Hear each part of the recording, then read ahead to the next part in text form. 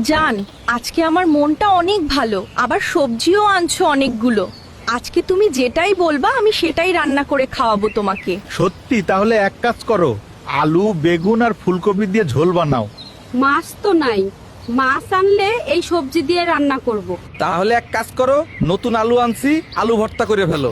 হেই, আলু ভর্তা গলা দিয়ে ভাত নামতে চায় না, আর গলা জ্বলে খাইলে। তাহলে এক কাজ করো, গরুর গোশত দিয়ে পোলাও রান্না করো।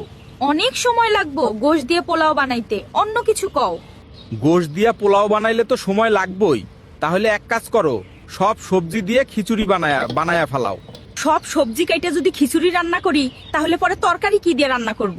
আর খিচুড়ি খাইয়া সারাদিন ঢেকুর তুলমু, একটু পরে আবার খিদা লাগবো। তাহলে রুটি বানাও আর একটা সবজি রান্না করো। না, রুটি খাইলে সারাদিন পানি তেষ্টা লাগে। তাহলে নুডলস বানাও। হেই, নুডলস আবার একটা খাওন হইলো, নুডলস খাইলে কি পেট ভরে? আচ্ছা, তাহলে তুমিই বলো কি রান্না করবা। না, তুমিই যেটা বলবা সেটাই। আমি পারি না আর